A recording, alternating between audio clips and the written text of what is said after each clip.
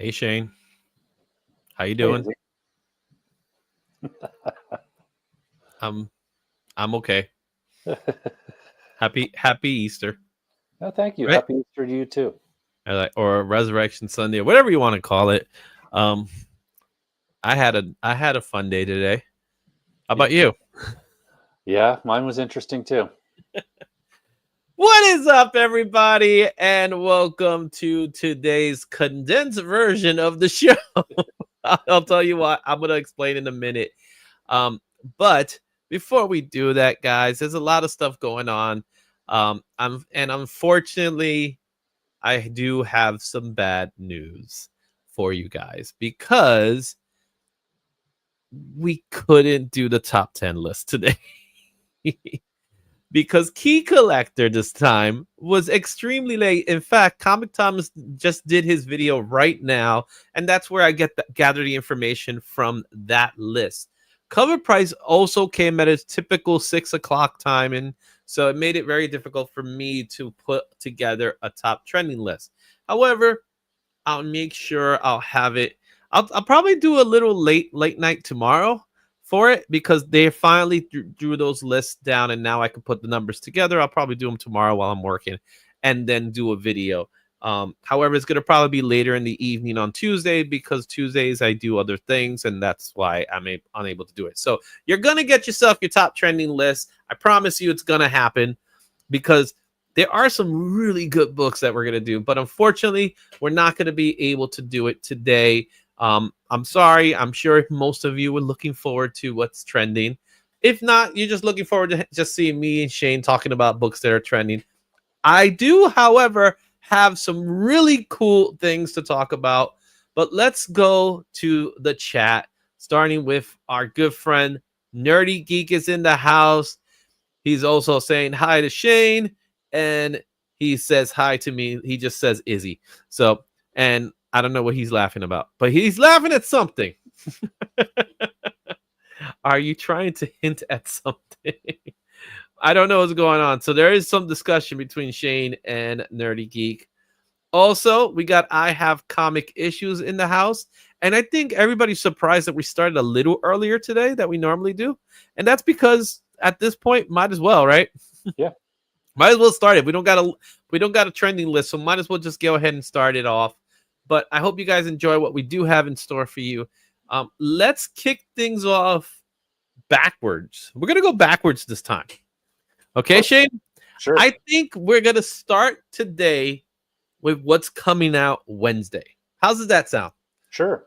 So you ready to do some new picks? Yeah, let's Some do it. fresh picks. Let's start it off right now. Yeah.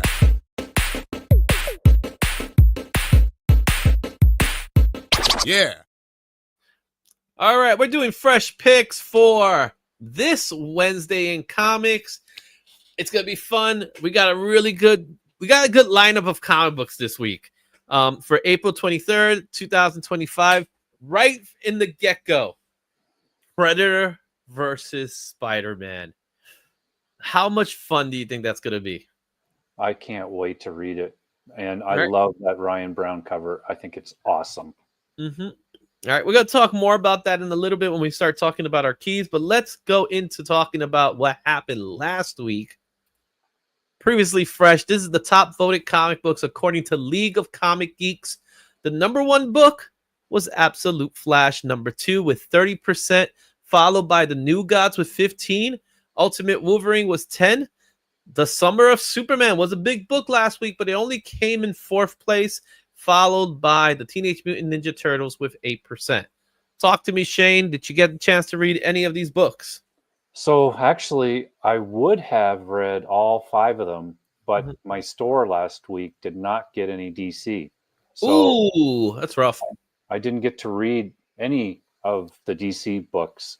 Mhm. But I did read Ultimate Wolverine and Turtles right now. Turtles, I'm not a Turtles person. We've talked about that lots. It just makes me Mhm. sad when I see Turtle books. But the Juan Ferreira is doing the art inside right now, Yeah. and he's probably one of the best working right now for interiors. Like it's next level. Every panel is excellent. If you haven't been reading it, just pick it up and look inside, and you'll see what I'm talking about. Yeah. Ultimate Wolverine, I really liked. I thought it had a cool ending.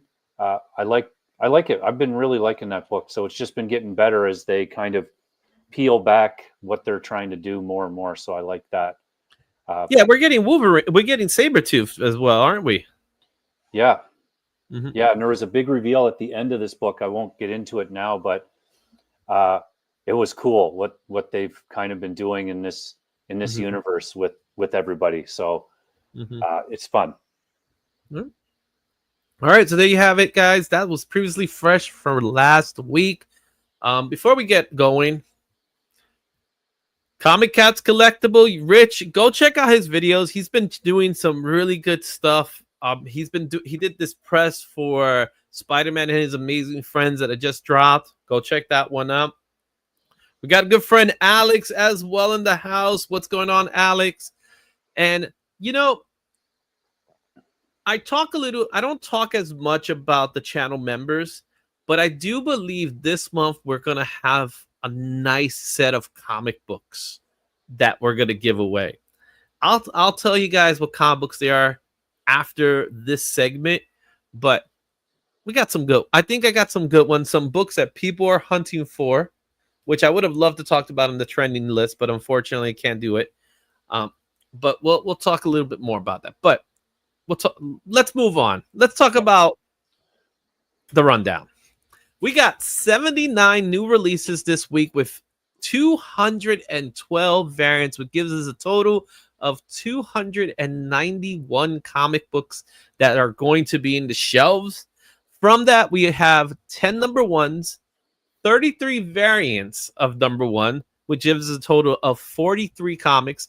And as far as our potential keys, we got 13 potential keys and 6 first appearances that are scheduled, that are expected, not promised though. So with that said, let's break down Marvel and DC first.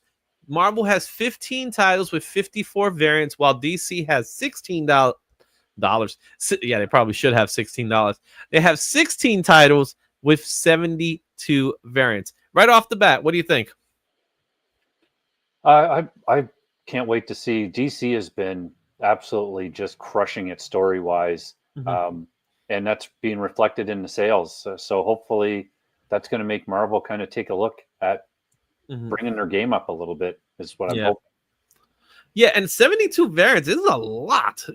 I'm not saying 54 isn't, but that's a lot of variants for 16 titles. Yeah, there's a lot of absolute reprints hitting tomorrow or Wednesday, sorry. Yeah, and like we need more absolute reprints. Yeah. I think we got more than enough copies out there. Oh yeah. Just go watch the monthly video. My personal opinion, this should be right. Yeah. All right, let's take a look at our other. You're going to be surprised at the next list. Extremely surprised. All right. Image Comics has 16 titles with 34 variants. Boom Studios has 3 titles with 14 variants. IDW has 3 titles with 4 variants. Dynamite doesn't have any books scheduled this week. Ooh, that's weird. And Dark Horse has 8 titles with 9 variants. Among the remaining indie publishers, we have 18 titles and 25 variants among them. Would you call this the shocker of the list? No Dynamite this week? Yeah. No, I thought it was a typo when I saw that. No, I looked it up. It's like there's no Dynamite scheduled this week. There's a book that you could technically say is scheduled, which is the Thundercats book, but that's a holdover from last week. Yeah. So there's got to be something going on within the warehouse of Dynamite. Maybe they ran out of paper because they've been printing so many books. I don't know. I would love to get on the bottom of it, just to hear what's going on over in Dynamite, because this is a rarity for us. For sure, it's the first time I've seen it. Right.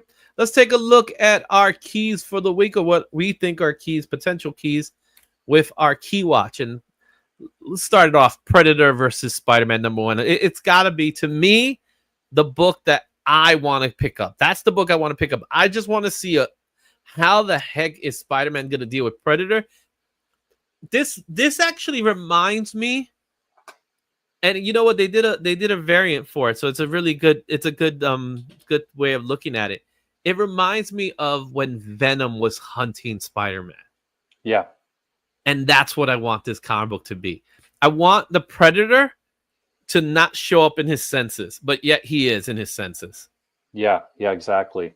And especially, well, I would say all these covers do this, but that brown cover, if you saw that when you're 14, you would be buying this book. Like, it absolutely makes you want to pick up the book. Yeah. The Pepe Larraz cover I also like. I really dig that one. And the Pablo cover is also as well. Pablo Siqueria. I guess that's how you would say it. I can't wait to read this book. I hope this is going to be a fun read. Again, it's an out of continuity type of story. You got Benjamin Percy who's writing it, so there's definitely good hope in that. That gives me some excitement for this book. Yeah. Yeah, just all I want is a Predator hunting down Spider-Man. That's all I want. Yeah, like that's it. When they first announced these Predator and Alien books would be coming into the Marvel universe, and they had Wolverine and Predator. Even though I like that story, I was still like, Spider-Man, let's go. Give me Spider-Man and Predator, right? It's like, relax. You're gonna get it. You know what I mean? So let's go ahead here. We got Dan's Comic Corner. What's going on, Dan? Let's see here. NX tier. That's NX Texer. I'm gonna just say NX tier. Oh, people, by the way. Carbon dioxide. What's going on, my man? Spider spinal cord out of look nice. Paul Day. Yeah, how is Spider-Man going to deal with Predator? Spider-Man is not a killer. If he has to do his job, he got to do his job. You know what I mean? Make him trip somewhere. I'm just saying. We got Deadman comic cover show. What's going on, Deadman? All right. Yeah, that's what I want. I want Benjamin Percy to put Spider-Man in a position that he has no idea how to deal with this. Yeah. And all he's doing is running. That's what the whole 4-issue series is going to be. Him running from predators and then finally figure out a way to get to the predator. That's what I want. Yep, me too. I can't wait to see it. That's the first book. I'll probably end up reading it pretty much when I get home. Yeah. All right. Our next book is Batman 159. This is the second issue of Hush.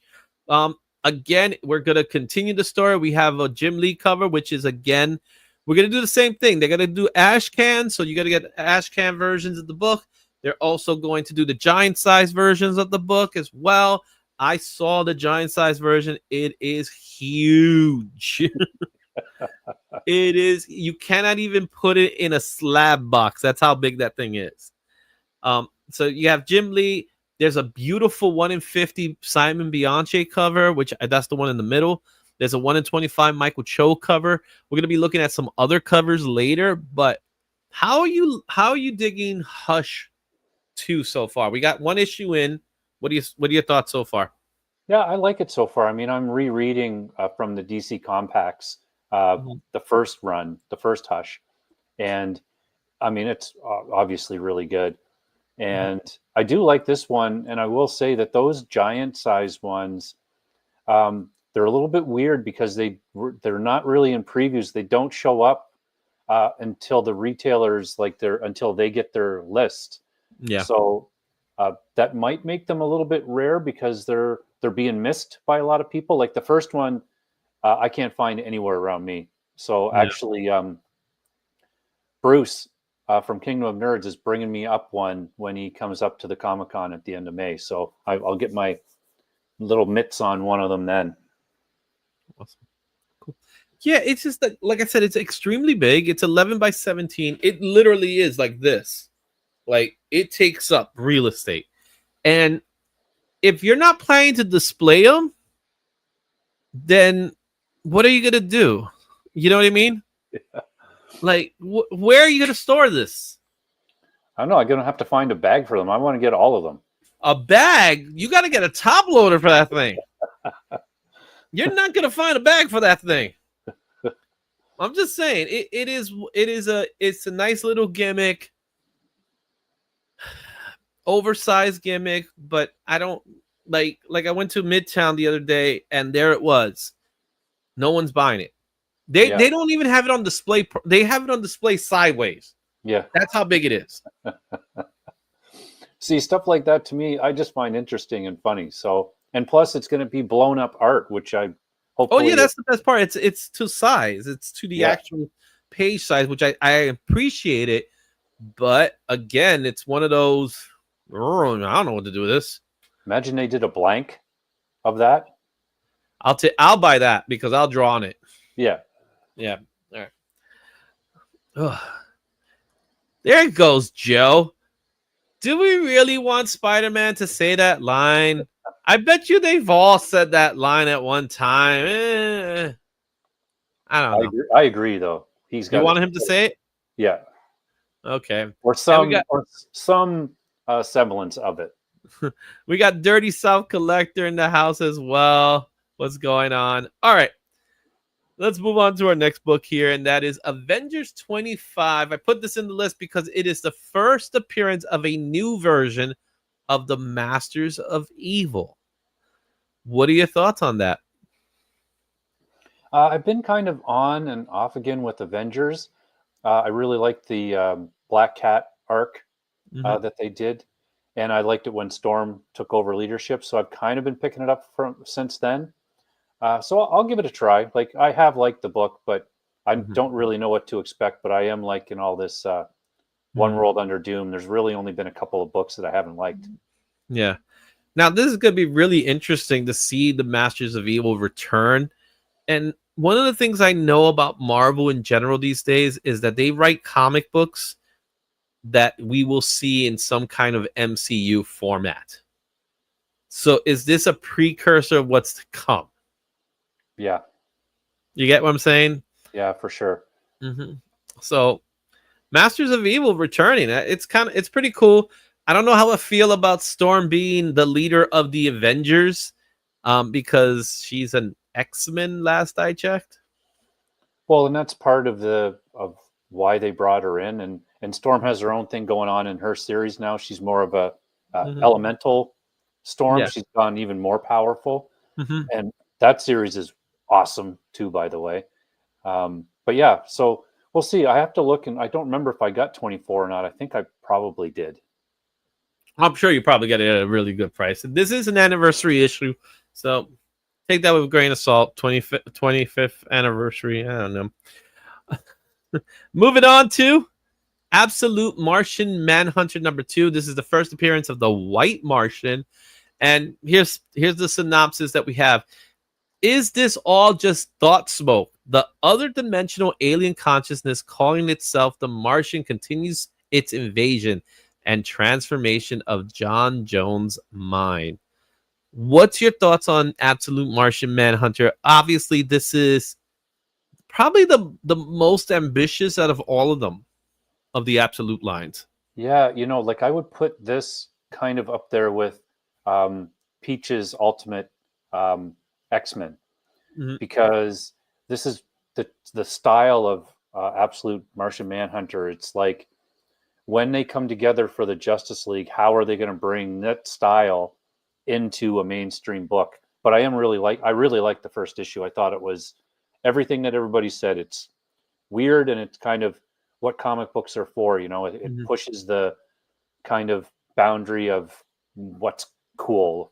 So yeah, and you don't have to wait too long. We're gonna get the Justice League very soon. I did catch a peek at Free Comic Book Day comics because a lot of the shops are getting them already, and there is an all-in special, and it features 3 characters in it. So it looks like the Justice League is on its way.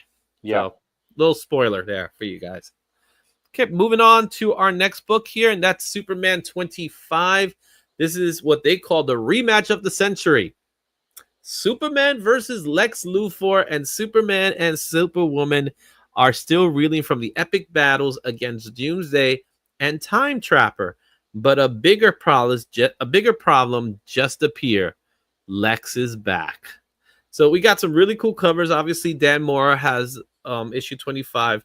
The Brad Walker cover I love because I love seeing the Reign of Superman characters. And there's a beautiful 1 in 50 Laura Braga cover. So what's your thoughts on Superman 25? Another milestone issue. Yeah, you know what? I've been reading this. I've really liked it. And it's one of those things where we all know Lex is going to go bad again. It's just a matter of when and how they're going to do it. Just in time for the movie, right? Yeah, exactly. But I will say that I was looking at the previews and I didn't order the Superman in there because I'm kind of like, you know what? I think I can call it at 25. So if 25 is really, really good, I'll buy the next one. And that's kind of where I'm at with a bunch of titles right now. I don't know about my celebrity. I get to see books in advance. That's all. It's a little thing I get. You know what I mean? All right. All right. So let's take a look at our next book, and that is Medieval Spawn #1, the series that takes place in the Middle Ages, and it features the first team appearance of the Hell Knights. I'm amazed that it took this long for us to get Medieval Spawn into a comic book. You got the Francesco Mattia cover, which is gorgeous, but then you got the one that I think people are going to be hunting for, and that's that Todd McFarlane black and white cover. Yeah. And of course, there's a black blank. Like you do art, Izzy. So sometimes a little bit. How do you do something with the black cover? So there's a little thing I called a white pencil, and that's how I do the work. So, and at the same time, you do have to draw kind of backwards in a way. So you're gonna draw in the reverse. But what's really nice about black covers, especially if you have a character that's really good for it, you could come up with some really cool art out of it. So you got to work like in a negative space approach to it. When I'm using a white pencil, I just draw normally, and then I use the white to kind of like pop out. I might throw in some colors. I might actually add some more blacks in. It's in the same way as I would draw if I'm doing on a white page and I'm drawing, I could draw some whites in it, and I use that same way. So it's possible, and the effect is actually really nice when done well. Yeah, it would be hard to do the colors on the black as well. To me, like just thinking through it. Yeah, you have to use different types of colors. Like typical alcohol markers just wouldn't work. So I would probably draw with pencil, and then I would use some Posca pens to pop out colors. So yeah, you have to kind of draw. You have to change your style a little bit to make it work. But trust me, it'll look cool. Yeah, I'm definitely going to try for the Todd McFarlane. I might pick up 2. Oh, nice. Yeah, might pick up 2. We'll see. All right. And our key indie of the week is Arcania Royale. This is from the co-creator of The Sixth Gun and Harrow Country. Comes a new supernatural thriller that is Sandman meets Rounders. So imagine a candlestick poker tournament where magicians, demons, and demigods gamble using a set of mysterious tarot-like cards. These games shape the fate of the world of many worlds for good or ill. This game has always been played in secret, hidden from the prior eyes of mortals, until now. And it's written by Cullen Bunn with art by A.Z. Zamundio. Really interesting concept for Dark Horse Comics. Yeah, for sure. This is another one that I'll flip through it and see what it looks like, and that'll kind of be the test. Yeah, but you got me with Sandman meets Rounders. Yeah. So I'm really curious on that. Mm-hmm. And Dark Horse, they don't have any variants. This is the one and only book. Yeah. So I like that. Keep it simple. We're selling you on the concept. That's what we're doing. Yeah. We don't need to give you 101 covers for it. What are we? Scout Comics? Yeah. What are we? Dynamite? Yeah. That probably would have been more accurate today. All right, let's take a look at some variants, starting with Batman 159. This is the Andy Cooper variant. I really dig this one. with Hush in the background. You got Batman, who's just seems a little defeated. Really cool cover. Absolute Wonder Woman 7, the cover A, the Hayden Sherman cover is great. Also, the 1 in 50 Jessica Fong cover is great. And there's some other Wonder Woman covers, Absolute Wonder Woman covers that are really cool. What's your thoughts on these 3 right now? I love the coloring on that Batman one. I think it looks like, especially of Batman, I think it looks dynamite. It And looks really good, man. Yeah, it looks really good. And Absolute Wonder Woman, I just can't wait to read it. Those covers, those 2 anyway. Like I could take either of them. They don't. I love Sherman's work, but it's all right to me. I like the colors for sure. Yeah, it tells a story. That one, cover A, tells a little bit of a story of what's going on with the story. Yeah. Which again, there's a new story. It's a new arc with new artists attached to it, but really good stuff going on there. The Rafael Grassetti cover of Superman 25 looks tough. And Mark Spears has a really cool Justice League Unlimited number 6 with Batman.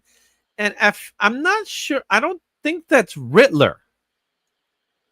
So, yeah, that I'm not sure, but I love that Superman cover. Man, it's great. Right. Also, the Flash number 20. The comic book, a lot of people are not feeling it, but that cover of Leslie Larrick's Lee, I'm digging it. I don't dig the costume. I don't really like the black with red. And it's kind of like the comic book right now, unfortunately. It's not really a strong comic book at the moment. Yeah. But it is what it is, as we say in our world. You know what I'm saying? So yeah, I'm digging the Justice League comic book though. And to me, that's a pretty fun Mark Spears. Has he drawn Batman before? I'm not sure. He's done a couple of Batmans here and there, but nothing really has hit the market.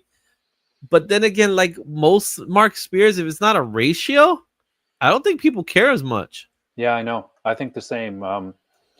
But we'll see with this one. So because the last one, the Green Lantern one, we've talked about it. I think the background was amazing, but I just think the rest wasn't drawing enough people in. Yeah. Whereas maybe with this one with Batman, we'll see. We'll definitely look at it. I don't know which cover I ordered. I might have ordered this one. I'm not sure now. Yeah. You got Ultimate Black Panther 15, the Kyle New cover. That's awesome piece right there. Obviously, One World Under Doom number 3, the 1 in 100, Gabriel Del Alto, and the Eddie Brock Carnage number 1. This is a second printing, I believe, of 1 in 25 by Mike Mayhew. All 3 of these covers are awesome. Yeah, that Carnage one is next level. It is just so good. I'm actually thinking about trying to track that down from somewhere because my store isn't going to get it. They're not buying anywhere near enough copies of that. So yeah, I saw one of your videos, man. Don't buy 25 copies of a comic book just so you can get one. I would have given you that 1 in 25 if that was the case, right? I'm like, you gotta buy 25 copies so I can get you that one. Sometimes you got to do what you got to do, Izzy. You know. I love Chris's answer. You just could have gone to eBay. Like I said, all these covers are great. I really am digging the Gabriel Del Alto. Yeah, that's a really good Doom cover. There's a trade dress, which is definitely open order, so you could check that out if you like the cover and you just want the trade of the image itself. Here's another one that stood out to me, and that was Sabretooth, The Dead Don't Talk number 5. Infinity Watch number 4, you got a really cool image of Phil Coulson by In Hunt Lee, and Amazing Spider-Man number 2, the Pablos Villalobos cover. Again, 3 killer books that are not so great, but the covers look really awesome. Yeah, and that Spider-Man, like, I don't know what they're going to do. I mean, some people, I did see some people talking about it, and they really enjoyed the first issue, which I was like, okay, well, great. I'm glad that people are liking it. Yeah, but we'll see. I just don't know. There's stuff with the art and the story just doesn't kind of mesh for me. It's just not working for you, right? Yeah. Yeah.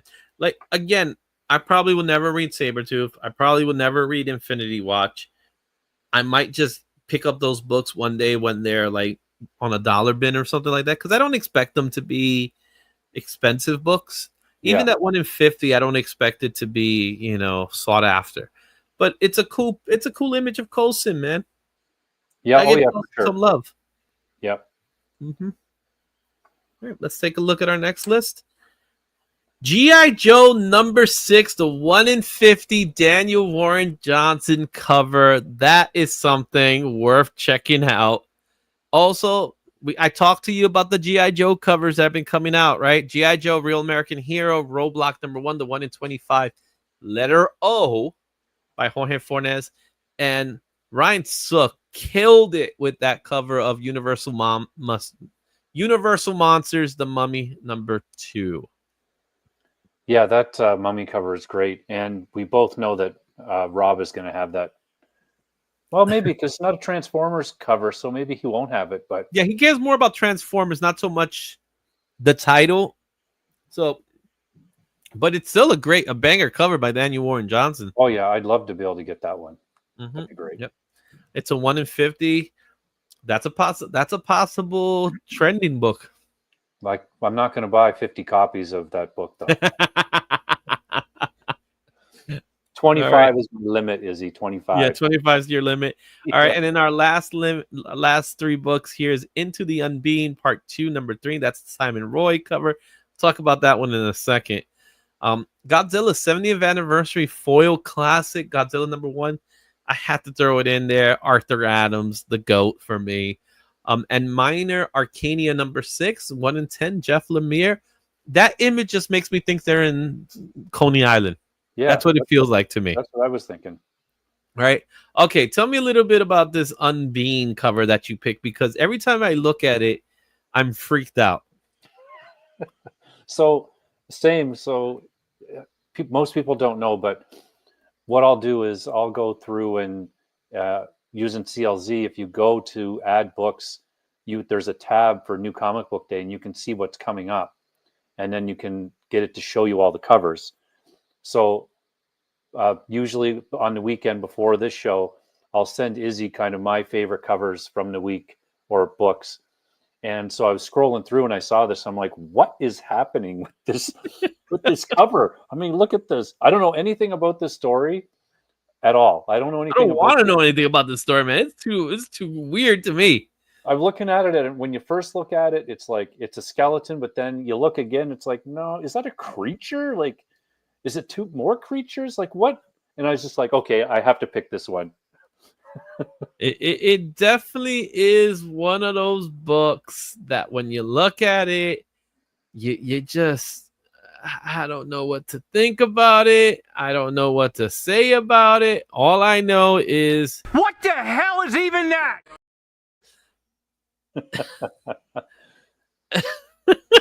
It stands out for sure. There's no doubt about that. And oh my goodness, it is. If I saw it at the store, I would probably pick it up, because I'm just like, you know what? I'm giving this a book a chance just because of that cover. Well, it's part 2 of a story. So it's like so it's not really issue 3. It's issue whatever the first series was. So there's a series beforehand. I'm sorry, I got to pass on that one. I don't want it. I don't want it in my house. I don't want it anywhere near me. So there you have it. Those are your new comic book releases for April 23rd. Which books are you picking up? Let me know in the chat. Let me know in the comments. Are you picking up Spider-Man Predator? Are you going to look for any more Mark Spears covers? I know some people don't want to anymore. Or are you going to pick up that weird Unbeing cover? I know Shane's thinking about picking up. I don't want it even near me. So that's your new comic books for this week. Seriously, dude, that thing's gross. It's very, very alien-ish, almost like Facehugger or something. There's some weird stuff going on there. It's very cool. Right. So Carbon Dioxide says, screw Mark Spears, but then immediately changed his mind with a just kidding. And there is my boy Tony. Hey, Tony, how you doing, my man? How you doing, Tony? All right. Spider door. Yeah, I don't know, dude. I don't know.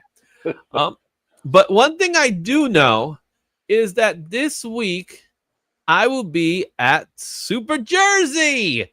Super Jersey Comic Expo. This is one of my favorite conventions of the year. This one's being held at the Dome at Adventures Crossing. That's actually near Six Flags, New Jersey. Go out, check it out. I will be hosting a panel, and the panel is going to be a live version of this very same show, the Spec and Trending live show. I should have some guests involved as well, so we'll talk about some comic books. We'll talk about some Spec. If you're in the New Jersey area and you're going to be there, stop by because I might even have some giveaways, which I plan on doing on the show just to help get people out and to enjoy it. It's going to be a fun show, man. I can't wait to see it. Shout outs to the guys at Super Jersey who always do a great show.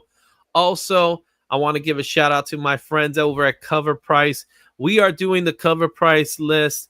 We've moved the date to Sundays. So if you're expecting them to be on Saturdays, I'm sorry, we moved it to Sundays. It's just easier for all of us. For me, I get the information and I make the video, but then I have a crunch time to get to it. So we decided it makes more sense to put it out on Sundays, and we're getting the traction. So it seems to be working for us. But check out the Covrprice top 10. We're looking back at April 2022, where there was some interesting books going on. A lot of good stuff there. Go check it out. All right. That show, and you can go ahead and say it. They're giving you the main stage. You're the main dude going there. I'm the main stage, and we got Screen Crunch there. You know what I mean? But Super Jersey is great. I've been doing it for 4 years now. This will be my 4th time. It's always been a fun show. I tabled there and stuff like that. So good stuff. All right. Carbon Diax, Pistons versus the Knicks. Let's go. Yay. I'm getting ready to watch some wrestling tonight. I want to know what John Cena did. So, spoiler, John Cena, he won the title. And now he's saying he's going to ruin wrestling. So, I want to figure out what's going on there. I thought someone said, I don't know about celebrity. All right. So for those of you who just came in, we're not going to be doing the trending list today. We are going to do it. I'll probably put a video out tomorrow for the trending list where it's usually scheduled for in the replays. Unfortunately, the list came in too late, so didn't have enough time to put it together. So I apologize in advance for that. I know some of you look forward to them. I read it from the comments because the list is so important to me. I want to make sure you guys have the right information. I want to make sure that the books that are in that list are the right books, because I look at these lists and I was talking to Shane beforehand. I look at some of these lists and I'm like, why is that book hot when no one else is saying it's hot? Get what I'm saying? And I don't want to point the finger at anybody in particular, but the whole purpose of consolidating the list is to see which sales are actually happening, as opposed to which sales are not happening. So be on the lookout for that. It might show up sometime late tomorrow, but if you catch it on a rewind afterwards, that'll be great. Go ahead, Shane. Sorry, I was just going to say that's one of the things that, on the back end of all this that people may or may not know is that you put a lot of work into that list to actually have it reflect, like have a trail to say, well, this book is in this list because of these reasons. And like you said, the other lists are fine. It's not saying anything bad about the people or anything like that. It's just, you're right. It's like sometimes you wonder, well, why is this book on this list? Like there's no explanation given, or you can't look anything up to say, oh, that's why it's there. So yeah, I think that's I appreciate that part of the list for sure. Yeah. And I get it, when you got some movie news or things like that, that should cause the book to trend. But the reality of it is what really causes a book to trend is the sales. And if the sales are not reflected of that, then why would you call that book a trending book? It just doesn't make sense to me. So that's the point that I want to bring across. And I'm going to do a video showcasing that. so that you understand what I'm talking about, because I do have this spreadsheet.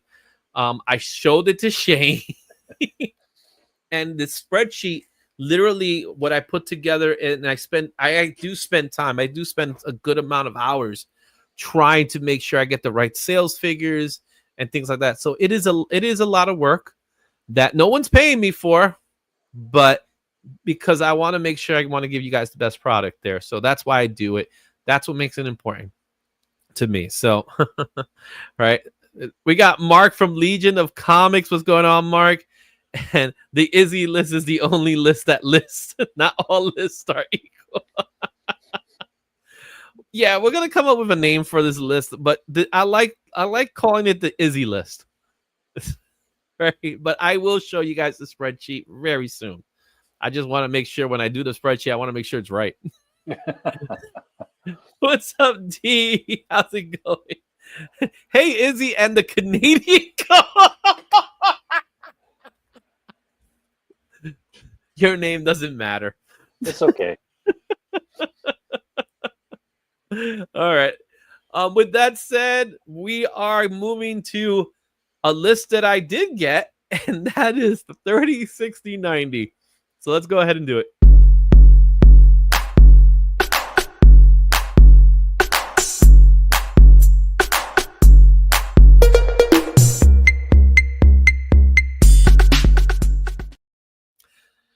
$30, 60, 90. This is where we take an opportunity to look at the books that were hot 30 days ago, 60 days ago, and 90 days ago. We have a list here of books that were number one on Covrprice's top 10 list. It's an indie week. Yeah. We're looking at some indie books, which is really cool. But here's what I'm going to tell you, Shane, before we start talking about this list. You might be able to get these books now. So, your thoughts overall on the three books that we're looking at right now? Just like you said, it's cool to see three indie books in the spotlight. Usually, it's we're looking at an absolute book, at least one. So or Mark Spears. Yeah. So it is nice. I'm a sucker for vampire books, so I'm hoping that this Impact Winter actually, whatever happens with it, it gets made, because that would be cool. I haven't read any of these three books, so yeah. All right. So let's go ahead and start with that book that you just mentioned, Impact Winter. Impact Winter a month ago was the number one book over at Covrprice. At that time, it was $62 near mint, and 19 books sold during that week. The Raws were going for $42, and there was no graded comics being sold.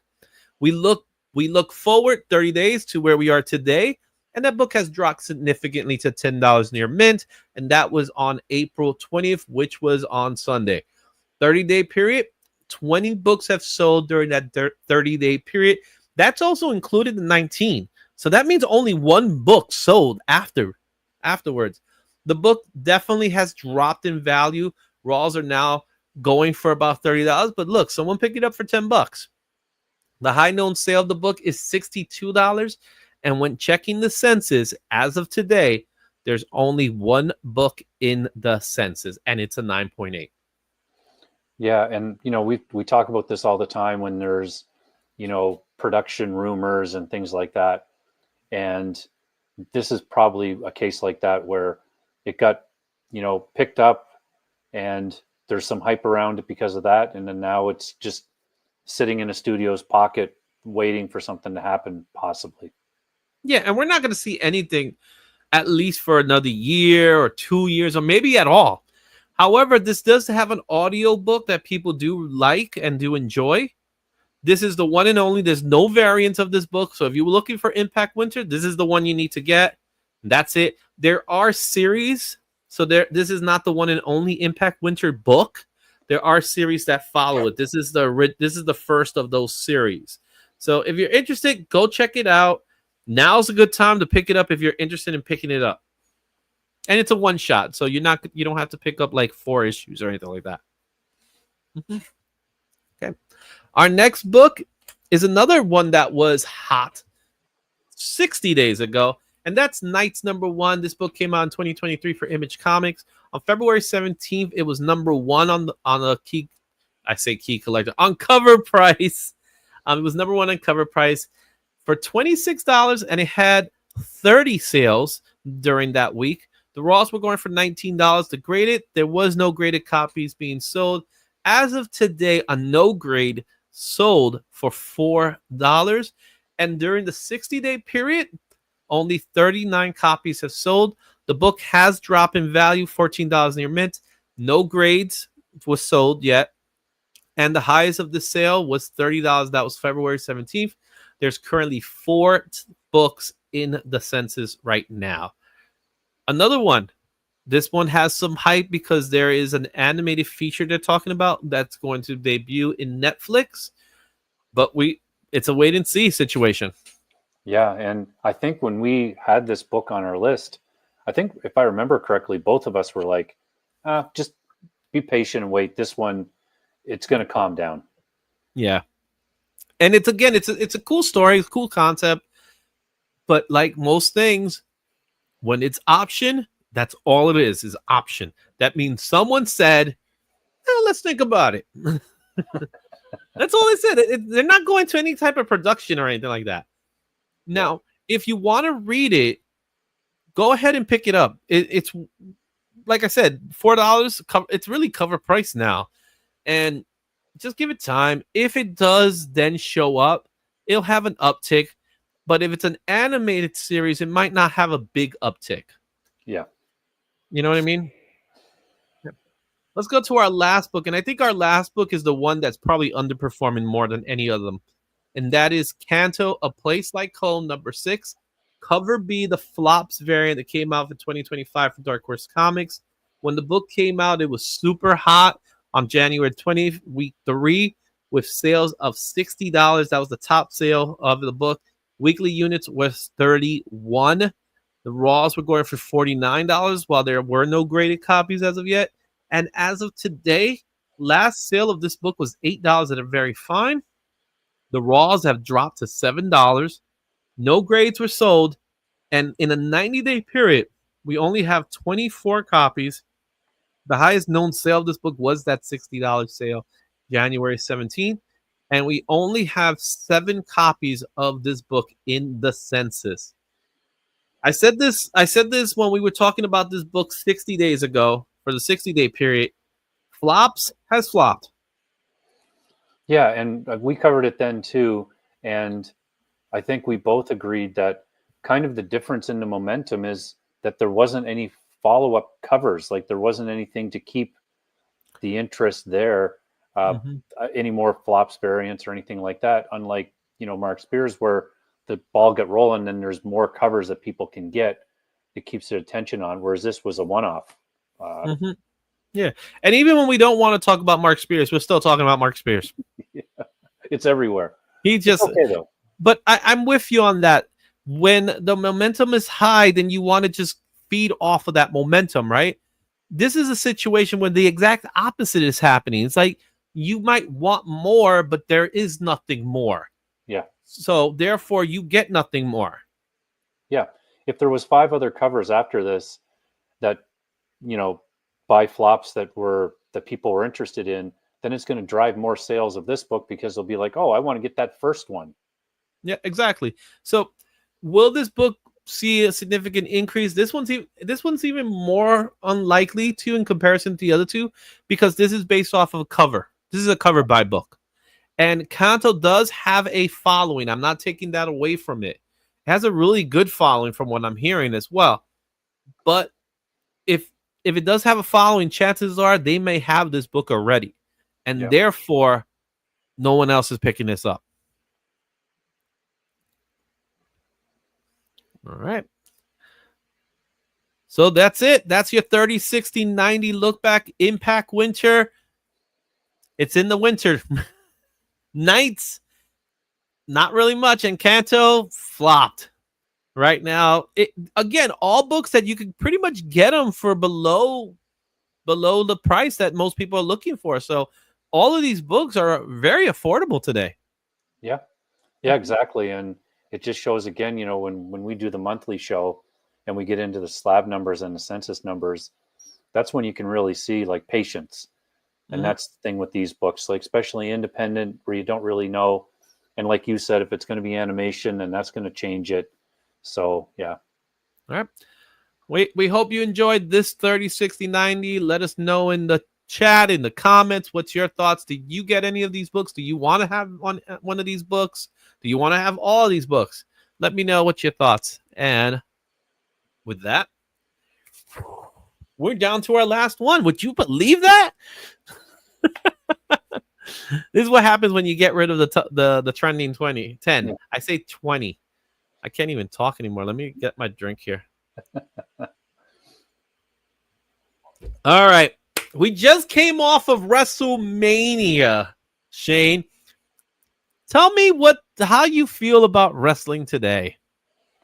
So my wrestling story I was more into it when I was a lot younger. When I was 19 and 20, I loved wrestling. I used to watch it obviously every day it was on.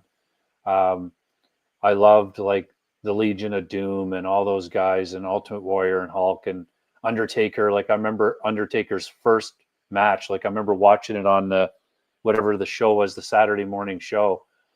And but I'm not into it as much anymore. I still know most of the names, but I'm not into the newer, like the John Cena era and all of that, because that's just I was out of it by then. Even I think I got out of it just as Stone Cold was coming in. Really? So you were going in when it was getting hot? Well, I mean, it was hot before. He had Ultimate Warrior. I mean, yeah, but I'm talking about when Stone Cold came in. That was like when it got super hot. Yeah. Like it was white hot back then. We're talking about the Attitude Era. So you weren't even part of the Attitude Era. Is that what you're telling me? Yeah, true. Oh, you missed some classic television. I'll tell you that much. All right, so we're gonna do something really fun for this week's spotlight. We're gonna cover 20 books that we think you should check out, all of which have some relationship to wrestling, whether it's a wrestling comic book, whether it's a creator that has something to do with wrestling. There might not be books that are super expensive, because when I look at this list, it's not about, the variants or anything like that. Instead, it's about what's out there and what you can pick up. So this is our creator spotlight, and we're going to be doing our focus at wrestling comic books.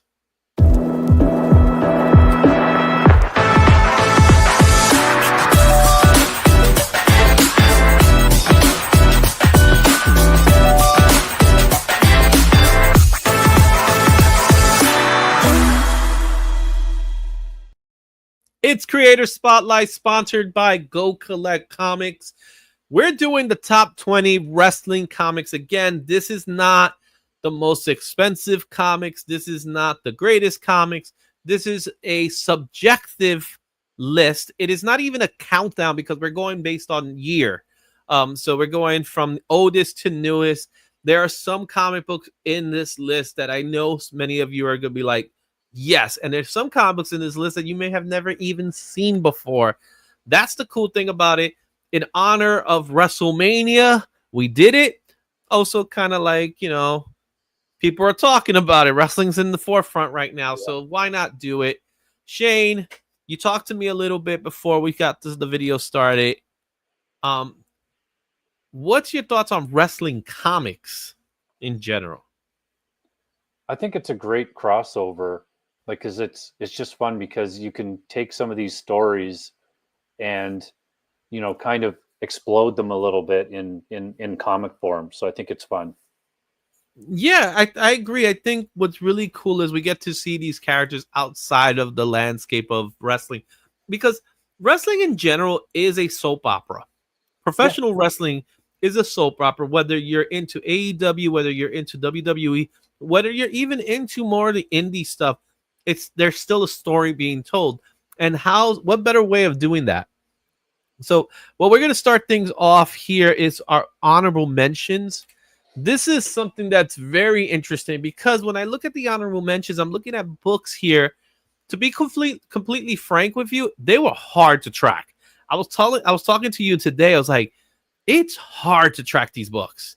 Yeah. And I was doing some crazy stuff looking at it. So let's first take a look at that first book here, and that's El Mascarero de Plata, right? That is the luchador of gold.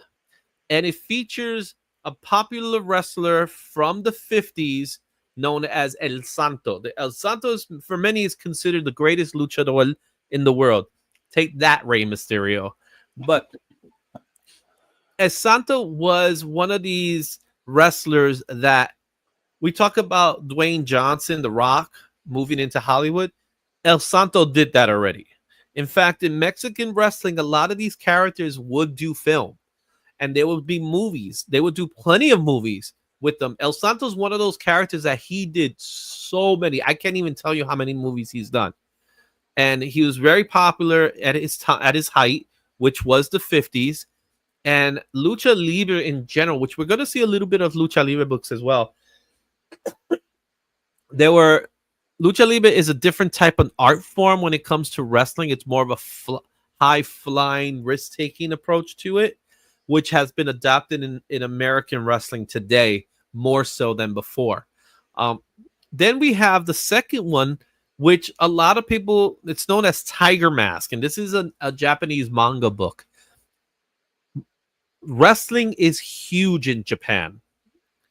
And they take wrestling more like a sport, where there is an art, it's an art form, and it is storytelling still, so there's still story being delivered, but they could have like 30, 40, 60-minute matches because the wrestling is what's the story to them. It's not like what we do it where there's got to be a reason for these two guys to fight. Yeah. Right. And with Tiger Mask, it's an approach, it's a love letter to Japanese wrestling from that era. This book came out in the 60s. All right. Our next book here is called WWE Superstars. And this one is a fun one too, because it's more about the cover here. So we have here a variant of the immortal Hulk Hogan. Now, as of today, he's a very divisive character. But during this time period, he was probably the biggest wrestler ever. He's the guy that made wrestling a household name. So Hulk Hogan was a household name. And this is a cover done by Joe Jusko, so you have to throw it in there. And finally, you're probably saying to yourself, what is G.I. Joe doing in this mix? If you're a G.I. Joe fan, G.I. Joe 48 is the first comic book appearance of Sergeant Slaughter, which was a big part of G.I. Joe, especially in the 80s. He was part of the cartoon series and everything of that nature. So, tell me, what's your thoughts on the honorable mentions? I love it because, like Sergeant Slaughter and obviously Hulk, that was the peak of my stuff. I remember I completely forgot about Sergeant Slaughter until I saw that picture for the first time, and I'm like, oh yeah, right, Sergeant Slaughter. I remember him now. You maggots. Yeah. But out of all these, we got El Santo with Lucha Libre. You got Tiger Mask with Japanese wrestling. Hulk Hogan, who, say what you want to say, he's an icon in the wrestling industry. He's not loved anymore, I'll tell you that much. But and then Sergeant Slaughter. So you got 4 comic books that are very different from each other, but very related to each other. Yeah, for sure. And it's amazing that even in the 50s, with how kind of basically new comic books were at that point, that they're already incorporating like wrestling comics. So I just think that's awesome. There were tons, and it was so hard for me to find them, but they're out there. They're Mexican comics. I couldn't find this in Covrprice. I couldn't find this in Go Collect. I couldn't find this, but I found them. So I did find something.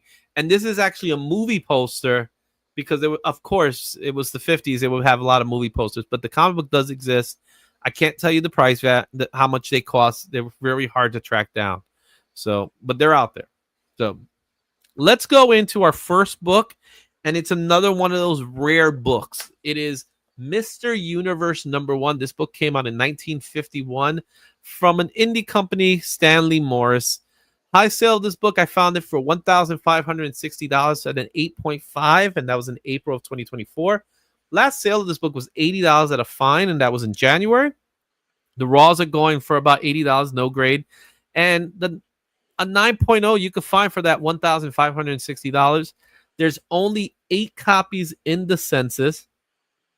And this tells the story of Mr. Universe, who was a professional wrestling champion who traveled the world to compete in matches and look for adventures with his friends Jeff Clayton and Scarcely. What a name. This character was created by Ross Andrew. Wow, this Izzy, you could be starting a whole new thing here. Like everybody's after pre-code horror now. You could be starting. Everybody's going to go after these old wrestling. Pre-code wrestling. Yeah. That would be something. That'd be really cool, man. But I look at this character, I'm like, wow, this is something I've never seen before. And it was funny when I was tracking it down and I found Mr. Universe. I said, okay, interesting. You know, the character had some popularity. Of course, it didn't last long, but it's just cool. He has the cape right there. So, you know, there's that superhero part to it. Yeah. And, you know, the trunks and things like that. So, a lot of people don't even know that Superman's origin, his costume, goes back to wrestling. So it really does, you know. So a lot of people don't know that, but that's how it. And, you know, the whole carnival strongman approach, which blend into wrestling, and there's even terms in wrestling called carnies, which is part of it, and that's why we're looking at it. So, Mr. Universe, this is the oldest comic book I was able to find. There may be older ones. I can't find them. Yeah. This is the oldest one. So if you guys know, let me know in the comments. If you know of an older comic book, I would love to hear it. And I'd love to see it. Let's go to our next book. Love and Rockets 46. This one came out in 1994 for Fantagraphics. The high sale of this book was $17 raw, and that was in December of 2021. Last sale of this book was $5 in January, and that is the fair market value. There's 0 comics in the census. We talked about Love and Rockets before when we were talking about indie comics. The Hernandez brothers were big fans of Mexican wrestling, and this is one of those stories where they utilize it, and they even created a character that they will continue to use more and more when it came to. So, you know, Mexican lucha libre. Then if you could see right there from the image, you could tell that the character in white was paying homage to El Santo, who was an all white kind of character, very superhuman like in general. I love that mask. I think it's hilarious. Which one? The one that's in the foreground? Yeah. Yeah. Well, that's something that's very popular in Mexican wrestling. How the mask is created. It's telling a story. Mexican wrestling, lucha libre, as is referred to, has always been traditional, but it always, at the same time, has been very family driven. So a lot of wrestlers take up the mantle of their family members or their, you know, like their father. They wouldn't go by their father's name. So you'll have a character, it'll be like El Hijo, like the son of El Santo, or they'll say Junior, like Rey Mysterio himself, who is a luchador. He actually his wrestling luchador name is Rey Mysterio Jr. and not Rey Mysterio. They got rid of the Junior when he made it to WWE. Well, that's cool. Mm-hmm. But he is, and he's not the son of Rey Mysterio. He's actually the nephew. So it's one of those things where it's a little different there. But again, another one of these stories, and this is just a story. Has nothing to do with, you know, superhero stuff or anything like that. But that's what's really cool about this one with Love and Rockets. Right? And I think the date might be wrong with that one. Let me just take a quick check for that one here before I move on, because I want to make sure you guys got the right information. There it is. It could be right, but I could be wrong. No, I am right. It's 94. My apologies. Just It wanted to seemed make like it sure. would be close to that because that's around when I Yeah. remember Love and Rockets. Well, Love and Rockets goes back to the early 80s too, so that's why I wanted to make sure of it. Okay, let's take a look at our next book here. And this is one that, again, I put it in there because of the fun aspect to it, and that is The Thing, issue 28. This book is $90 at a 9.8. That was the last high sale. December 25th on Christmas in 2020. Last sale of this book was $4 on April, and that's the fair market value for the Raws. It's $50 at a 9.6. Only 15 copies in the census.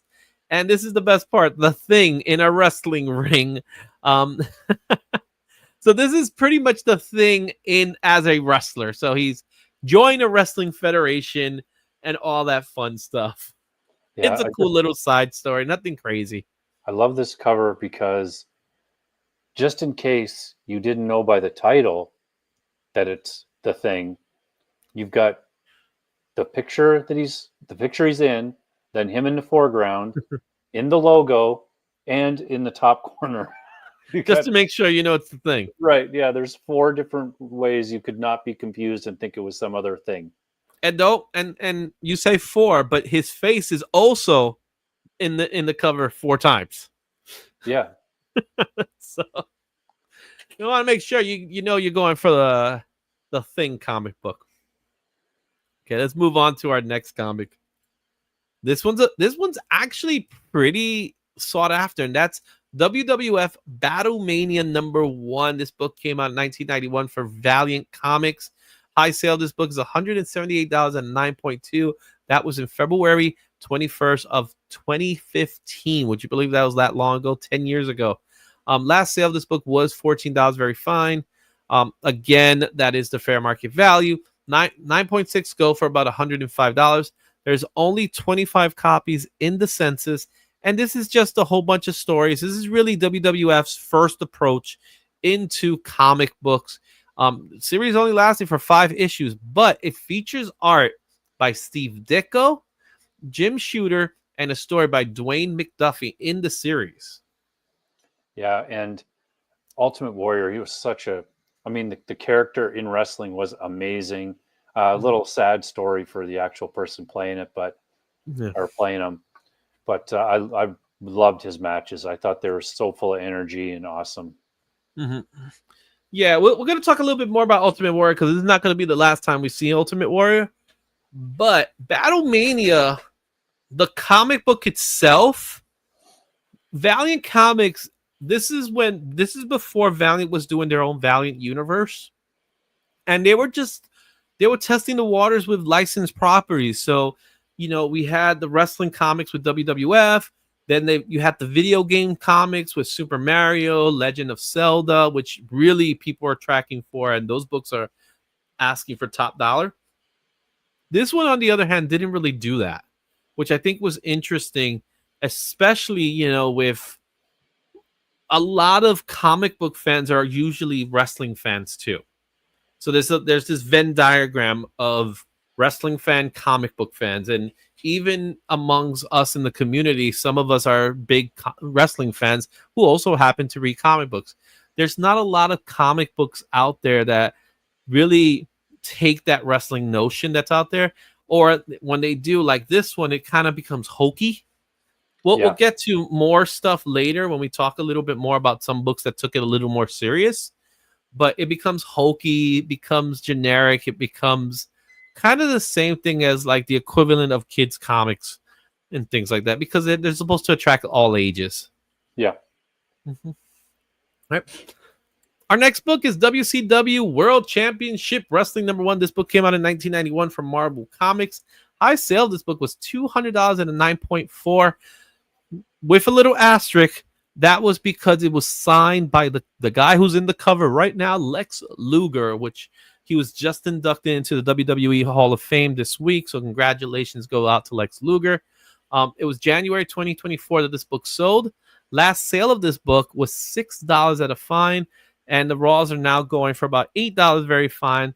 9.6 is $8 on average, and there's 52 copies in the census.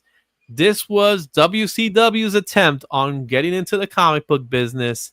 There's some books in this group that people actually do seek out for, but you get most of the covers are photo covers as opposed to having artwork, but the interiors are comics. Yeah, and this was when Marvel was struggling a bit, so they're licensing, selling, they're doing whatever they can to try to create interest. Yeah, and at this time, WCW even wasn't big time WCW. This was so as you were saying, Marvel was struggling a little bit. They just lost a couple of people to Image, so this is kind of like when Image started. Marvel was going on their trajectory going downward, so they were just trying to do a couple of things here and there. But WCW at this time was also struggling because they couldn't find their calling yet, I guess you could say. And that's why this book is here. Again, another book that, for lack of a better term, it's just a comic book, fun comic book for kids, all ages, and that's kind of the approach they were taking it with it. Stories are not that great, I'll be honest. Talked about Warrior. Warrior #1. This book came out in 1996 for Ultimate Creations, which is the indie print of the Ultimate Warrior. This was written by the Ultimate Warrior with some help by Jonathan D. Smith, James Calhoun, and the Sharp Boys. It depicts adventures of the warrior in his conquest to master the philosophy of Destruction City. Destruction, you see, I don't even know how to say it. And the journey through the Terran of Testament to set right what was wrong. This book has a high sale of $190 and a 9.6, and that was in December of 2024.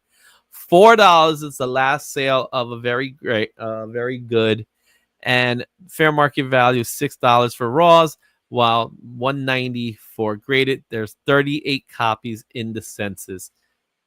This was interesting because you talked a little bit about the story of the warrior being sad.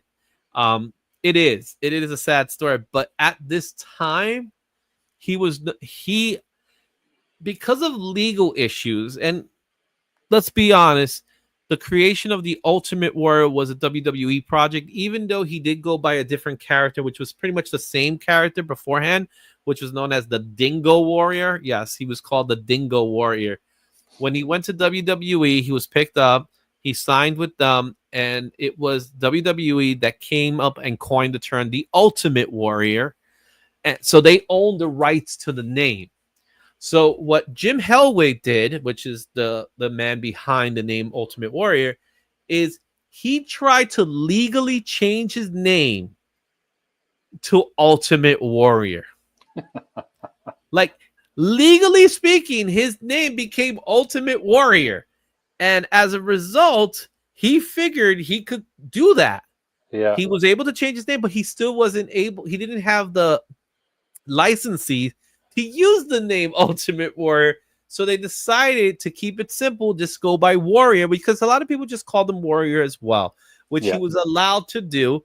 Notice that the company's name is Ultimate Creations. So he wanted to throw in the Ultimate somewhere. Yeah, I know. And he did that, of course. He him and there's this whole story about his breakdown, because the man Jim Hellwig was a very, very interesting dude. His ideologies, some people are not thrilled about some of his ideologies. Some people even consider him a bit of a racist as well.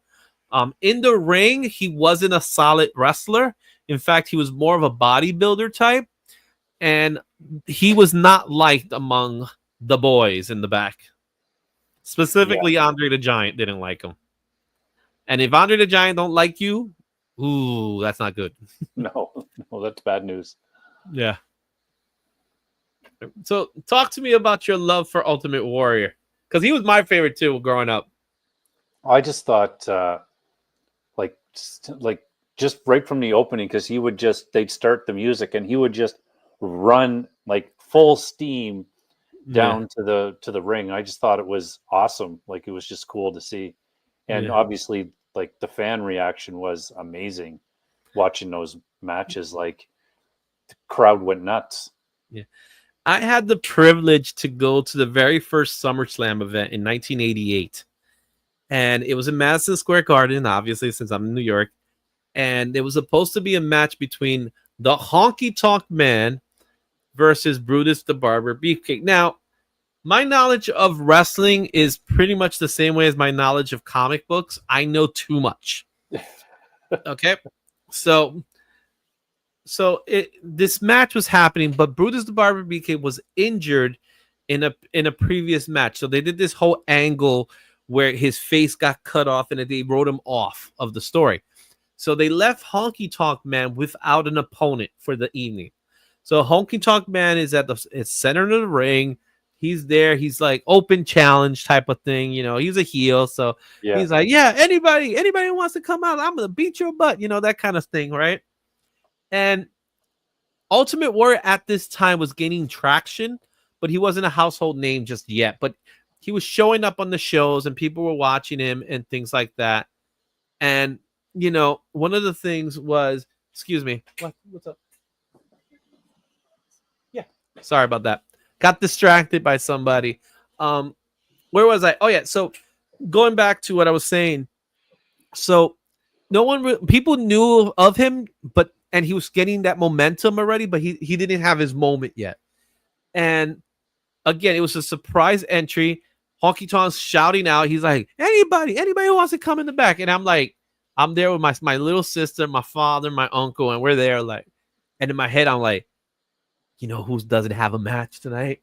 And my little sister's like, who? It's like Ultimate Warrior. He doesn't have a match tonight. So, and she was like, what? And then out of nowhere, it got quiet. And then, like you said, you had the heavy metal. He runs into the ring, does a little thing. Honky Tonk's like confused out of his mind. He's still holding his guitar in his hand, mind you. And the bell rings. He's still running. He clotheslined Honky Tonk Man. Honky Tonk Man went flying, picks him up, does his press slam, dropped him. And the second we sat down, so it was one of those things that the music came up and the whole audience stands up, right? So the minute we went to sit down, he pinned them 1, 2, 3, and we just stand up right again. One of the coolest experiences I ever, and then he ran out again. So the match in itself is like 15 seconds long. Yeah. Like it was one of the coolest things. Obviously, his match with Hogan in WrestleMania 6 was a classic. He wins it. And again, he was just one of those guys that he was intensity. He was, you didn't get long matches from Ultimate Warrior. No. They were meant to be squashes. And a lot of people were not fans of that. Because it's like, this guy's not really a wrestler. And it's like, yeah, but the kids love him. And his promos were crazy. And thus, what you read here is how he actually did his promos. Yeah. Yeah, the promos were awesome. So great stuff. Warrior number 1, the book definitely worth checking out. Our next book is The Undertaker. This book came out in 1999 for Chaos Comics. High sale of this book was $300 at a 9.8. Also, that was a signed comic book that was sold in November of 2015. Last sale of this book was $3. And the fair market value is also $3.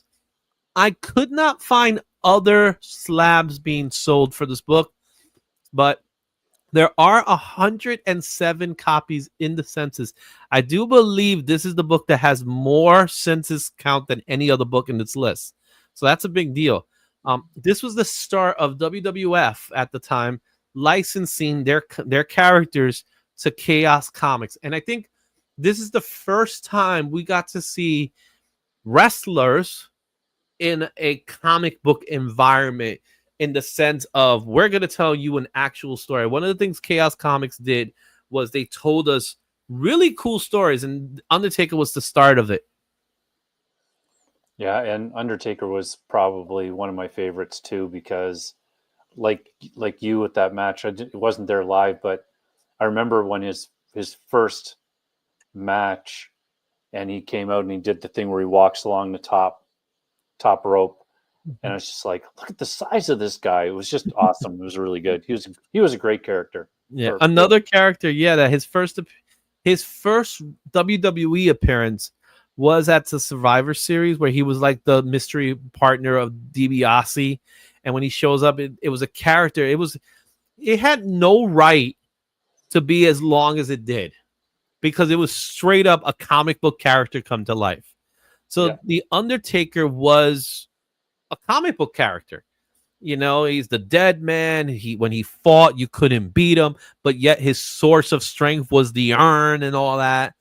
And they built on it. At this time with Chaos Comics, Undertaker was going through one of his transitions where he was becoming more of an evil, kind of like cult leader character. And they kind of blend into that storyline here in 99, because this is the height of the Attitude Era. Right here during this time, it was the height. Attitude Era was like top notch. There's an Undertaker comic book. There's a Stone Cold comic book. There was a China comic book. Like I said, I went over the list and I wanted to make sure I could get this most for you guys, but I am letting you guys know that there is a Stone Cold. There is a China. There's a Mankind one as well. This one's really cool because he is dealing with the underworld, and it's kind of a horror comic book, which I think is really cool, and it fits well to the character. All right, let's take a look at our next book in this list, and that is Nash #1. This also came out in 1999 for Image Comics. A high sale of this book was only $10 at a Raw, and that was recent. It was actually in April 2022. Recently, the book sold for $3. That's the fair market value. There are 9 slabs in the census for this book. And this one's really funny because star vehicle for wrestler Kevin Nash, placing him in a non-wrestling post-apocalyptic action role. So Big Daddy Cool Diesel has his own Mad Max-like story with Nash. And this is an Image comic. Yeah. And I don't know a whole lot about this one, but I like that cover. I think it's good. Mm-hmm. Yeah, there's another cover with him and like 3 sexy women, like in their bikini. But I thought it was interesting. Merritt Michaels, he did the artwork for the book, so they worked together, and he got the comic book out. Again, it was just one of those things like, let me do a comic book and stuff. So it is co-written by Kevin Nash, so he did co-write it. Fun stuff. Nothing too crazy. If you get it for $1 bin, it's a $1 bin book, man. Yeah. Mm-hmm. Next book is one that I think is underrated. That's Spider-Man's Tangled Web, issue number 14. This book came out in 2002 from Marvel Comics. High sale of this book is $54 at a 9.8, and that was in January 2025, which was this year. Last sale of this book was $3, very fine, which is also the fair market value. $54 is also the fair market value for 9.8. There's only 5 copies in the census for this book, and this is a story of Crusher Hogan, the man that was beaten by Spider-Man, whose life falls apart after his defeat in the ring by the super strong Spider-Man, now reduced to a janitorial job at a gym, creating tall tales about Spider-Man to make himself seem like a big shot. One of the things about Spider-Man Tangled Web that I really love was Tangled Web was one of those comics that when it came out, it told stories of Spider-Man supporting characters. And there's some really, really good stories. This is a very underrated series. Again, like the other ones, this one's another one. It's like it's telling the story of what happened to Crusher Hogan after his defeat to Spider-Man. Yeah, and when we were talking about this before, I checked and I have this series, except for I stopped at issue 10 for some reason. But I agree about the series. I thought it was a really good take on all these side characters and a little bit more of their story. I love this cover too, the event sheet cover type thing. Mm-hmm. Yeah, definitely good.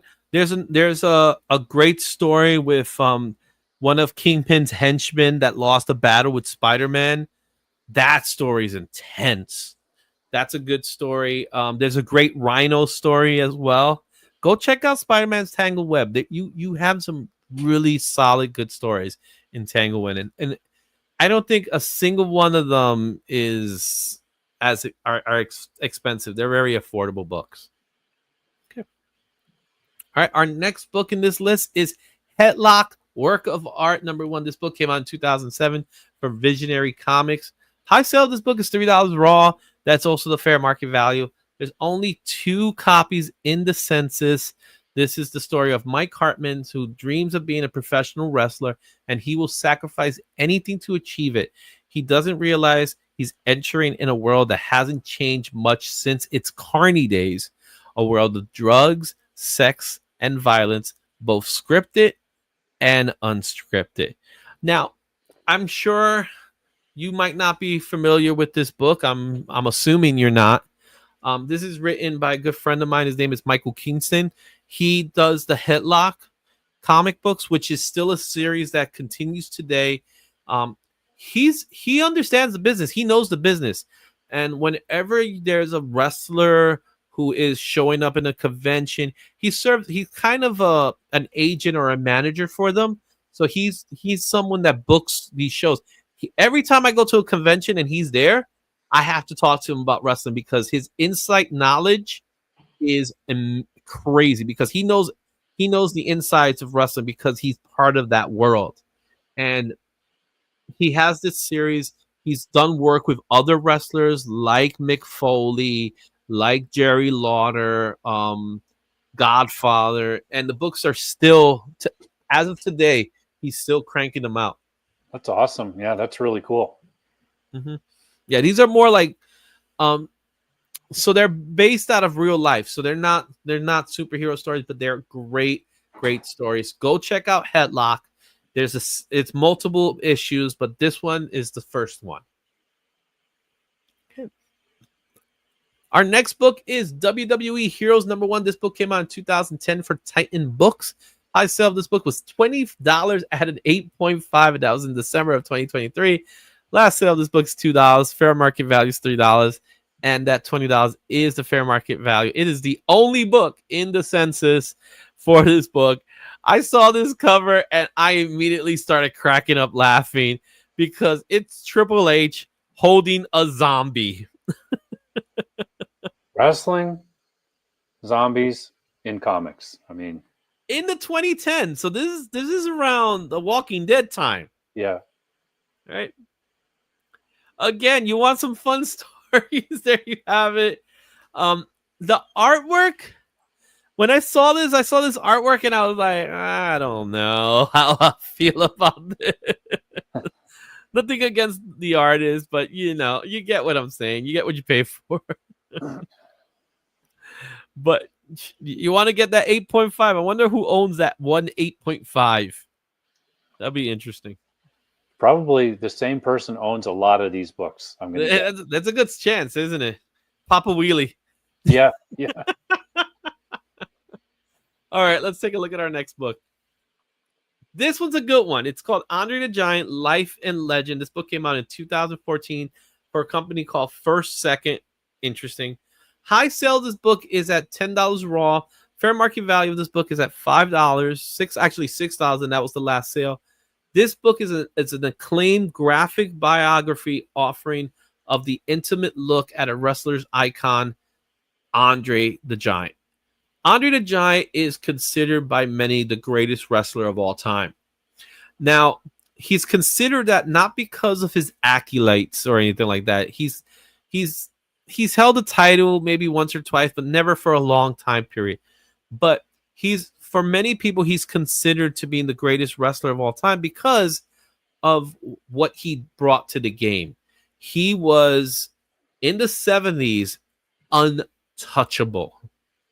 Right? And then it wasn't until the 80s where he pretty much gave the baton to Hogan and say, now you take this to the next stage. And then that's where Hogan took it to the next level.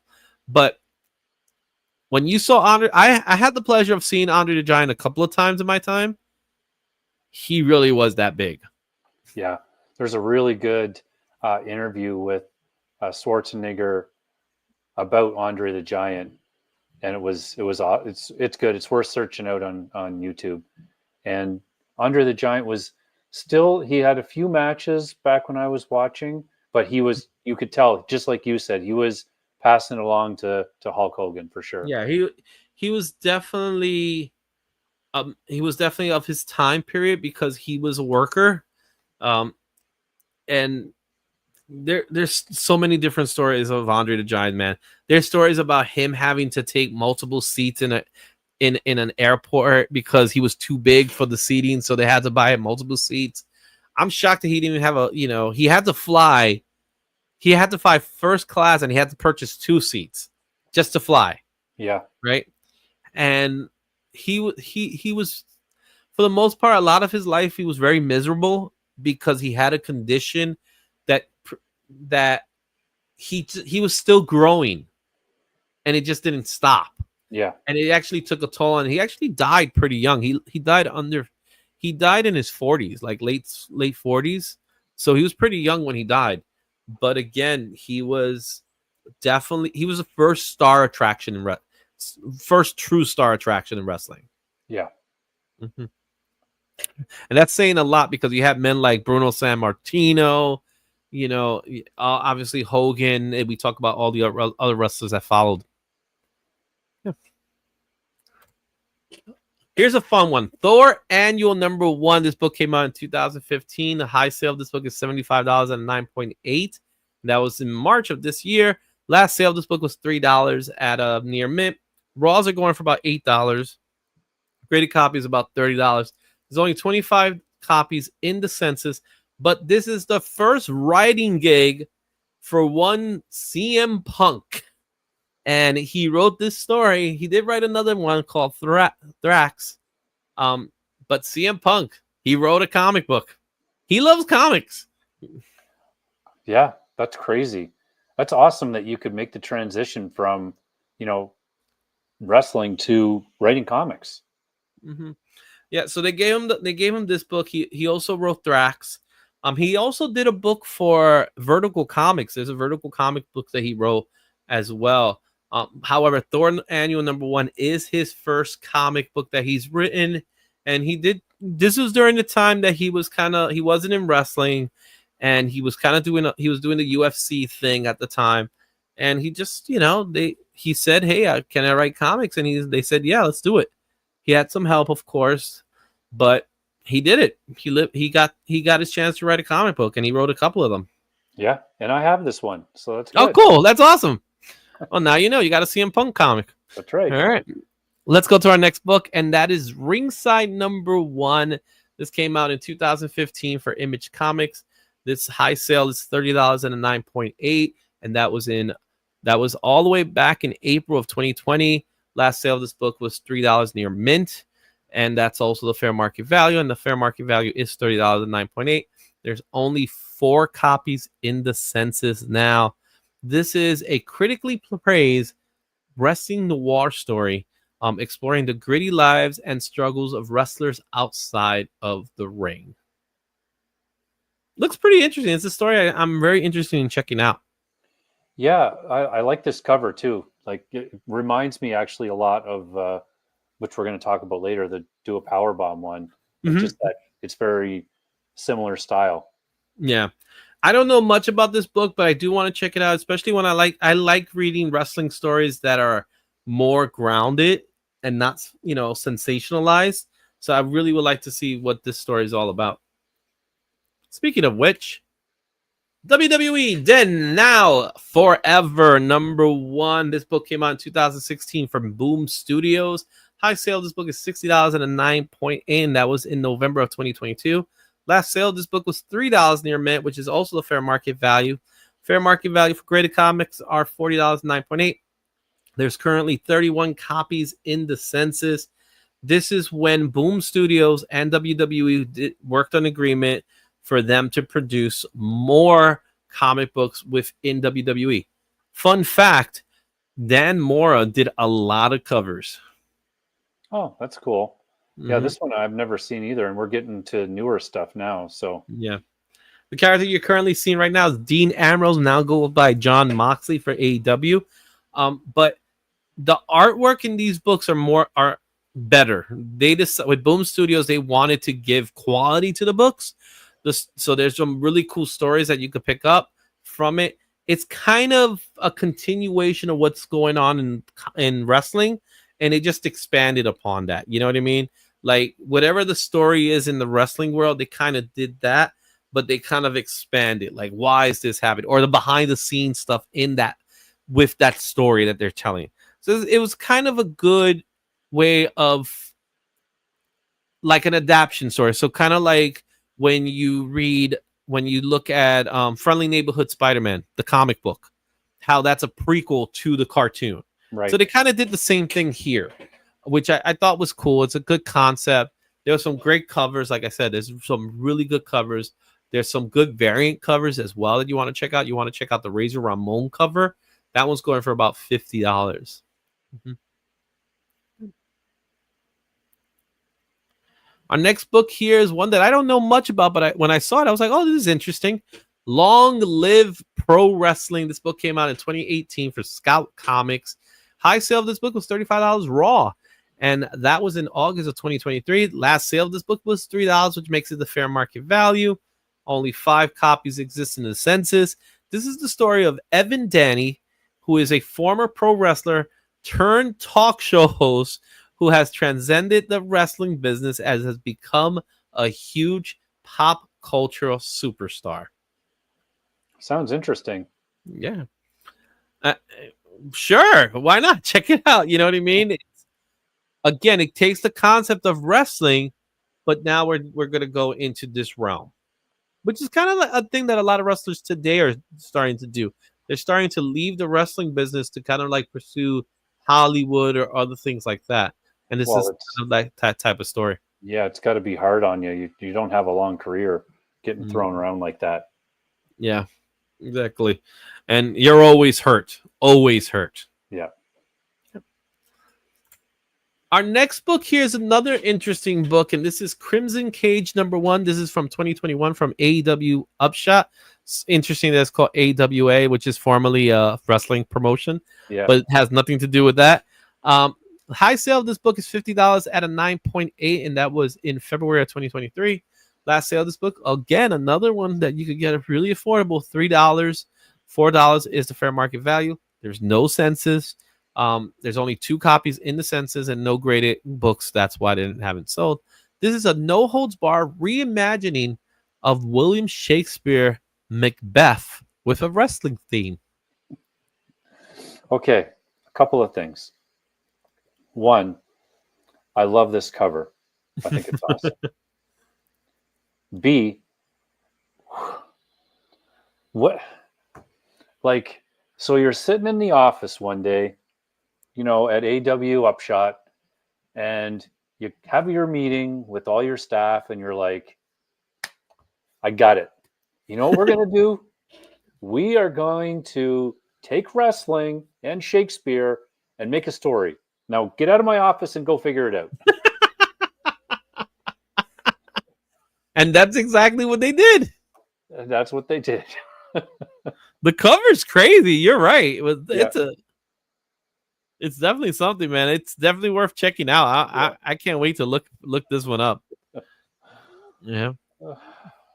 Our next book is Hell is a Squared Circle #1. This is from 2022 for Aftershock. High sale of this book is $10 raw. Last sale of this book was $4, and that is the fair market value. There's only 1 in the census. Big note to put out is that this is an oversized comic book, so it's bigger than your standard size.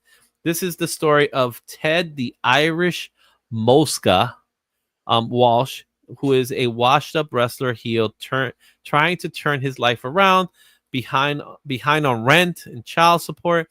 His past catches up fast, leaving him with blood on his hands and the law on his heels. Now Ted must outrun his demons and damage he's done, both inside the ring and beyond. This story is all too real. You might have heard stories of wrestlers who have done some heinous things. And I believe that's what this story is trying to showcase.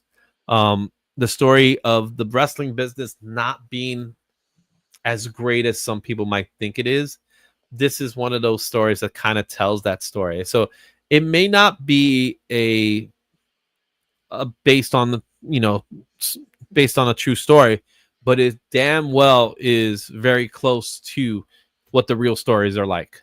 Yeah, and it sounds like it'd be a really good read. Mm-hmm. Yeah, it's a one shot from Aftershock, and again, $4, man. This book was a $10 book at one time. So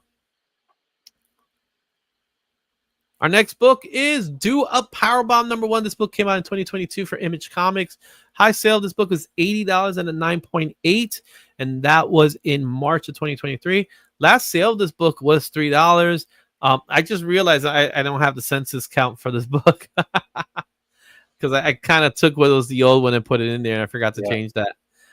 So I will give you the census count in a minute, but Do a Powerbomb, man. This is a story from Daniel Warren Johnson. He's done some great work here. What's your thoughts on Do a Powerbomb? Did you get a chance to read it just yet? Yeah, no, I haven't read it yet. I have all of them but one, and I'm going to hopefully find that at the con here in the Falls at the end of May. Mm-hmm. And if I don't read it before that online or something. Yeah. But I'm looking forward to it because everybody I talked to about it says they loved it. So it is phenomenal. Do a Powerbomb is such a good story because it's a love letter to wrestling. But at the same time, it is a story of heart. It is the story of love. There's some great cliffhangers, and it's Daniel Warren Johnson doing what Daniel Warren Johnson does, right? That's what makes this book so good. You know what I mean? Mm-hmm. But yeah, so as of today, there's currently 32 copies in the census, which I find a little odd for this book. I think this book has a lot of potential. Daniel Warren Johnson obviously is a popular writer / artist. As you can see with the Wolverine comic book that just came out, people still love his work. Yeah. And as, he goes on, I know that he's kind of ending his run on Transformers, but as people find that and enjoy it, they're going to go back to his other works like Jurassic League and Do a Powerbomb and all that stuff to find books that he's written and done the art for. So personally, I think this is one of his best books. And that says a lot because he's done some really good stuff. Murder Falcon is another one that a lot of people have a lot of praises for. I personally think this is a great, great book. All right. And we're down to our last book, I believe. And dare I say it? Woo! Codename Ric Flair Magic 8-Ball #1. This book came out in 2023 for Scout Comics. High sell of this book is $50 at 9.8. That was back in May of 2024. Last sale of this book was $3, and the fair market value is $2. 9.8 also is $50. Also is the fair market value for the grade. There's only 10 copies in the census, and I love how they put this. This is brand new original comic book details his fact or fiction forays as an international super spy in the 80s and 90s. I read this book, Shane, and I loved it. Oh, that's awesome. Where did you end up finding it? It came out back in 2023. Okay. I picked it up. It was just one of those books, man, where it's like, it's Ric Flair, man. I got a couple of copies of it.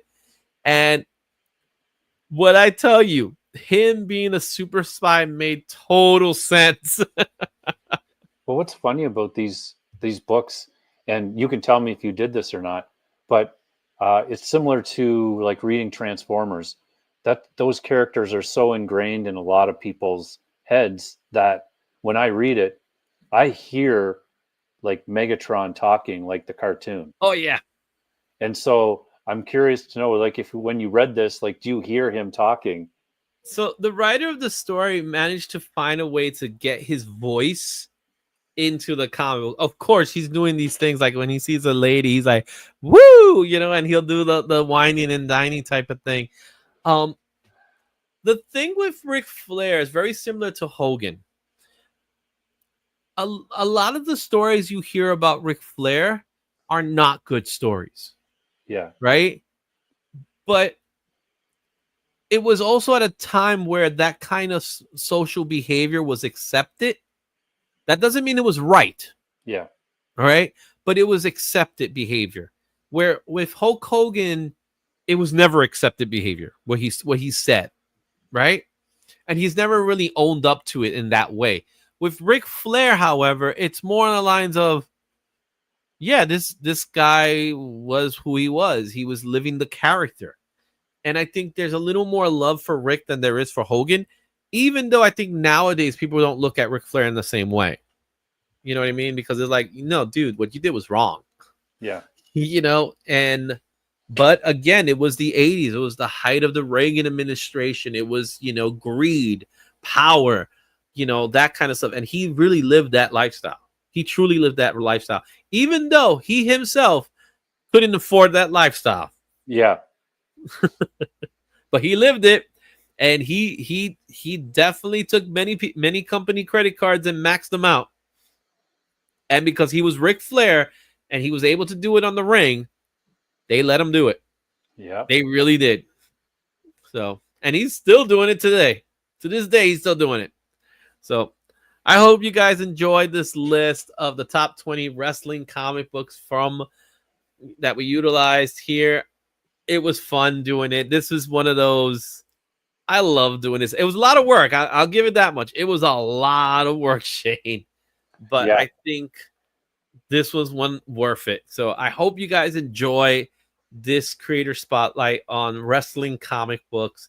Do you have any of these books? Are you going to be going to search any of these books? Tell me what your thoughts. How do you feel about wrestling? Do you love wrestling? Do you still watch wrestling? I want to know in the comments. Let me know.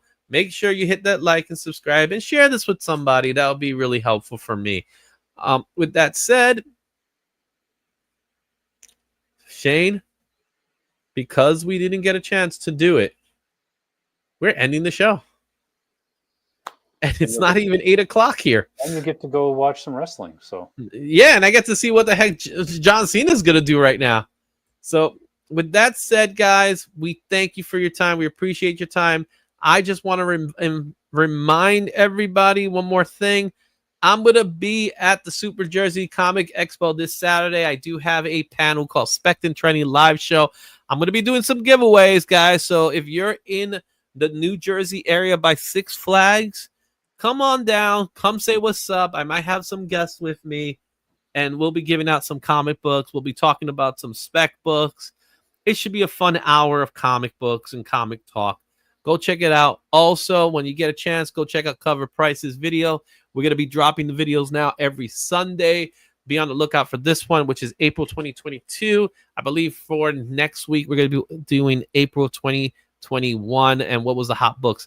You'd be surprised what's in those lists today.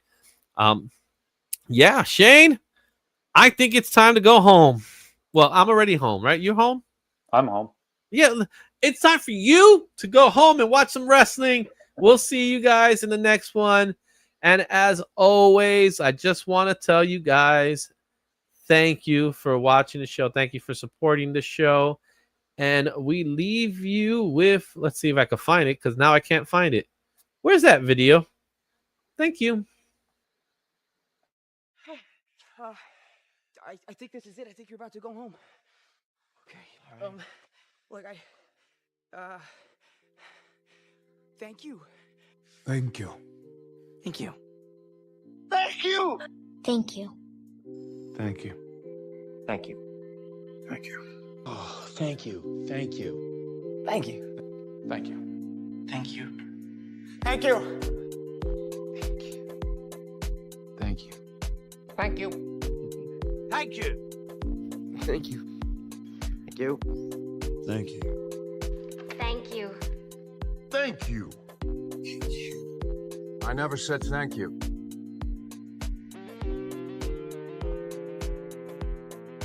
And you'll never have to.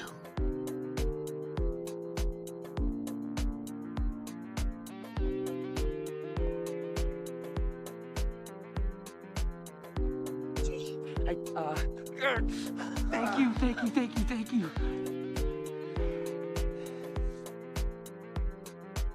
I guess I'll see you.